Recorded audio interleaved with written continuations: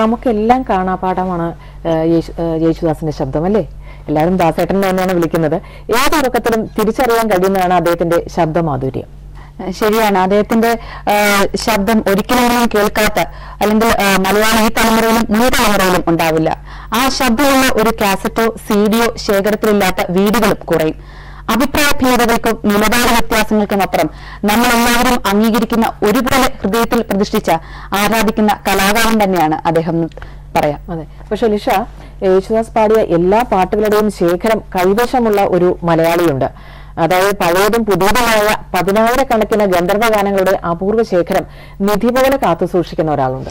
സ്വന്തം പാട്ടുകൾക്കായി ഗാനഗന്ധർവൻ പോലും ആശ്രയിക്കുന്ന സാബു തോമസ് ആണ് ഈ ഭാഗ്യവാൻ. സാബുവിനെ കുറിച്ചുള്ളതാണ് തിരുവനന്തപുരം ബ്യൂറോയുടെ അടുത്ത റിപ്പോർട്ട്. ആ റിപ്പോർട്ട് ഒന്ന് കണ്ട് തിരിച്ചു വരാം.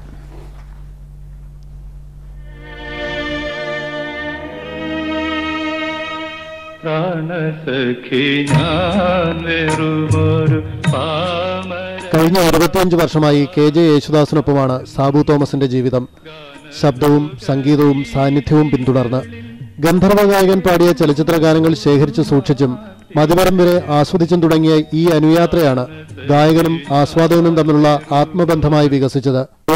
ഒരു എവറസ്റ്റ് കീഴടക്കിയിരിക്കുന്ന ടെൻസിംഗ് ഹിലാരി, അതേപോലെ അവർക്കൊരു അനുഭവം എന്ന് പറഞ്ഞു കഴിഞ്ഞാൽ എവറസ്റ്റ് കീഴടക്കിയിട്ട് അവർ അതിൻ്റെ ഒരു നിർവൃതി എന്ന് പറയുന്നത് അത് കീഴടക്കിയപ്പോഴുണ്ടായ ഒരു ഇതാണ്. പക്ഷേ അത് കഴിഞ്ഞിട്ട് അവർ തിരിച്ചിറങ്ങി വന്നപ്പോഴത്തേക്ക് പിന്നെ അവർ ഓർമ്മയിലേ ഉള്ളൂ. എനിക്കത് അന്നും ഈ 10-26 വർഷമായിട്ട് ആ നിർവൃതി അനുഭവിക്കാൻ കഴിയുന്നു.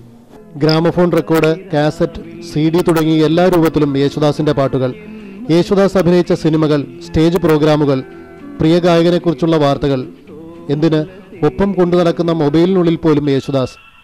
സാബുവിന്റെ ഗുരുപൂജയ്ക്ക് അതിരുകളില്ല. അധ്യാപനമെന്ന പ്രധാന ജോലിക്കൊപ്പമോ അതിലേറെയോ സാബുവിന്റെ നിമിഷങ്ങൾ യേശുദാസിന്റെ നാദപുണ്യം തേടിയുള്ള സഞ്ചാരമാണ്.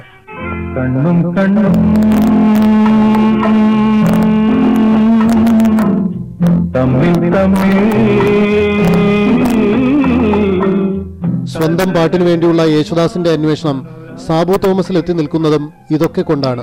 BT Anilkumar, Amrita News, Thiruvananthapuram.